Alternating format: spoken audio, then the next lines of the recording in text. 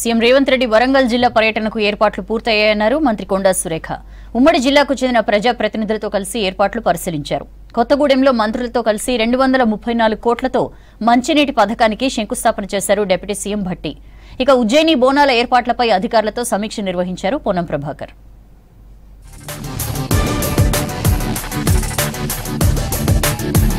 Machine భగీరథతో ఏ ఇంటికి కూడా నీళ్లు రాలేదన్నారు డిప్యూటీ సీఎం భట్టి విక్రమార్క.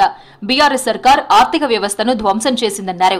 భద్రాద్రి కొత్తగూడెం జిల్లాలో మంత్రి కోమటిరెడ్డి, తుమ్మల, పొంగులేటితో కలిసి 234 కోట్లతో మంచినీటి పథకానికి శంకుస్థాపన చేశారు డిప్యూటీ సీఎం భట్టి. ఖమ్మంను గోదావరి జిల్లాలతో సస్యశ్యామలం చేసే సీతారామ ప్రాజెక్టులో కీలక ఘట్టం ఆవిష్కృతమైందన్నారు తుమ్మల.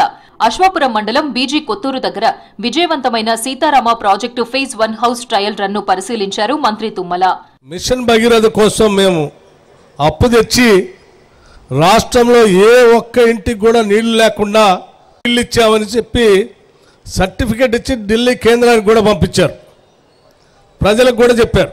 మరి 42,000 కోట్ల రూపాయలతో ప్రతి ఇంటికి నీళ్ళు ఇచ్చిన కార్యక్రమం ఉంటే మళ్ళీ 125 కోట్ల రూపాయలతో కొత్తగూడెం పట్టణంలో దాదాపు 1,85,000 ఇవాళ నీళ్లు ఇచ్చుకోవాల్సిన అదనంగా ఈరోజు ఖర్చు పెట్టుకోవాల్సిన అవసరం వచ్చేది కాదు కదా.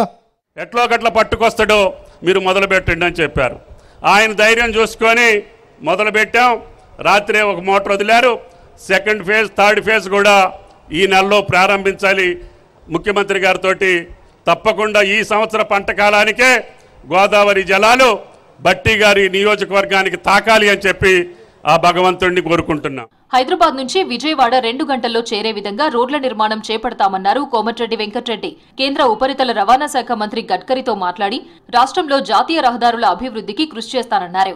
గోదావరి నీటిని సద్వినియోగం చేసుకుంటున్నామన్నారు మంత్రి పొంగులేటి. రేవంత్ ప్రభుత్వంలో అన్ని వర్గాలకు ప్రాధాన్యం ఉంటుందన్నారు. 2 రాష్ట్ర రాజధానులైనాయి, రాకపోకలు పెరిగినాయి. కొన్ని సాంకేతిక సమస్యలతోని అక్కడ బీఓటీ ఉన్న సంస్థ రోడ్డు చేయకపోతే దాన్ని గడ్కరీ గారు వెంటబడితే కోర్టులో లీగల్ సమస్యలుండి అప్పటి సంస్థగా చేయకపోతే దాన్ని క్లోజ్ చేపించి వచ్చే నెలాఖరికి టెండర్ నోటీస్ ఇచ్చి 2 గంటల్లో విజయవాడ చేరే విధంగా కొత్తగూడెం పట్టణంలో శాశ్వతంగా మంచినీటి సమస్యని నాడు పరిష్కరించడం జరిగింది.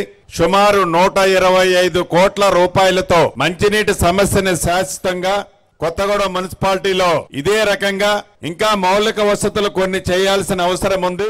జూలై 21న జరిగే ఉజ్జయిని జాతరకు రంగానికి అన్ని ఏర్పాట్లు చేయాలన్నారు మంత్రి పొన్నం ప్రభాకర్. బోనాలపై అధికారులతో రివ్యూ మీటింగ్ నిర్వహించారు మంత్రి పొన్నం. సిద్దిపేట జిల్లా పరిషత్ సాధారణ సర్వసభ్య సమావేశంలో పాల్గొన్నారు మంత్రి పొన్నం. త్వరలోనే కొత్త రేషన్ కార్డులు, ఇందిరమ్మ ఇల్లు ఇస్తామన్నారు పొన్నం. చర్యలు వివరించడం జరిగింది. జూలై 5 లోపల అంటే ఇక్కడ బోనాలు 21వ తారీఖు అయినా 7వ తారీఖు నుంచి అన్ని వీధుల నుంచి ప్రతిరోజు బోనాలు వస్తాయి కాబట్టి ఏర్పాట్లన్నీ నిన్న రాష్ట్ర శాఖ రివ్యూ జరిగినప్పుడు 5వ తేదీ లోపల పూర్తి కావాలని ఆదేశించడం జరిగింది. వరంగల్ జిల్లాను 2వ రాజధానిగా చేసే లక్ష్యంతో పనిచేస్తామన్నారు మంత్రి కొండా సురేఖ. రేపు సీఎం రేవంత్ రెడ్డి వరంగల్ టూర్ ఏర్పాట్లను ఎమ్మెల్యేలతో కలిసి పరిశీలించారు మంత్రి సురేఖ. మహిళా సంఘాలకు 20 కోట్ల రుణాలు సీఎం రేవంత్ రెడ్డి చేతుల మీదుగా ఇస్తామన్నారు సురేఖ. గతంలో ఎలక్షన్ సమయంలో వచ్చినప్పుడు ముఖ్యమంత్రి గారు ఒకటే చెప్పారు, హైదరాబాద్ తర్వాత అతిపెద్ద నగరము వరంగల్, 2వ రాజధానిగా దీన్ని అభివృద్ధి చేయాలనే లక్ష్యంతో మేము ముందుకెళ్తా ఉన్నాము. దీనికి inner ring road, outer ring road, అదేవిధంగా అండర్ గ్రౌండ్ డ్రైనేజ్, ఒక స్మార్ట్ సిటీగా డెవలప్ చేయాలి, ఇండస్ట్రియల్ కారిడార్గా డెవలప్ చేయాలి అని, అదేవిధంగా మహిళలకు కూడా ఉపాధి కల్పించే విధంగా ఇక్కడ మేము చర్యలు తీసుకుంటాము. దివ్యాంగుల సంక్షేమానికి ప్రభుత్వం కట్టుబడి ఉందన్నారు రాష్ట్ర మంత్రి సీతక్క. హైదరాబాద్ మలక్పేటలోని దివ్యాంగుల సంక్షేమ భవన్ ఆవరణలో దివ్యాంగుల ఉద్యమ సారథి హెలెస్ కెల్లర్ విగ్రహాన్ని ఆవిష్కరించారు. విద్యా సంస్థలో దివ్యాంగులకు 5% రిజర్వేషన్లను కల్పిస్తూ జీవో ఇచ్చామన్నారు. ఒక వెలుగు నింపాలన్నటువంటి కృతనిశ్చయంతో సీఎం రేవంత్ రెడ్డి గారు చాలా గొప్ప అవకాశాలు ఇవ్వడం జరుగుతుంది. మీరు చూస్తే గతంలో డిజేబుల్ డిపార్ట్మెంట్ కు కేవలం 1 crore రూపీసే వచ్చేది ఇయర్, కానీ ఈసారి 75 కోట్ల రూపాయలను మన డిజేబుల్ అండ్ మన డిపార్ట్మెంట్ కి ఇవ్వడం జరిగింది. పేదవారికి మెరుగైన వైద్యం అందించడమే మొదటి ప్రాధాన్యమన్నారు మంత్రి దామోదర రాజనరసింహ. ప్రతి 30 కిలోమీటర్లకు ఒక ప్రభుత్వ హెల్త్ సెంటర్ ఉండాలన్నారు. డిఎంహెచ్ఓలతో వైద్య శాఖపై రివ్యూ నిర్వహించారు మంత్రి దామోదర రాజనరసింహ. హాస్పిటల్స్ లో డాక్టర్ల అటెండెన్స్ తప్పనిసరిగా మెయింటైన్ చేయాలన్నారు. నిబంధనలు పాటించని హాస్పిటల్స్ లైసెన్స్ రద్దు చేయాలని ఆదేశించారు దామోదర రాజనరసింహ.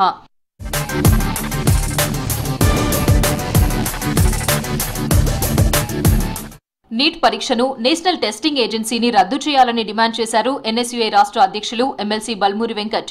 హైదరాబాద్ హిమాయత్ నగర్ లో కేంద్ర ప్రభుత్వ వైఫల్యాలతో రూపొందించిన భారీ కటౌట్ ను ఆవిష్కరించారు. నీట్ పరీక్ష అవకతవకలపై కేంద్ర మంత్రులుగా ఉన్న కిషన్ రెడ్డి, బండి సంజయ్ స్పందించాలని డిమాండ్ చేశారు ఎమ్మెల్సీ.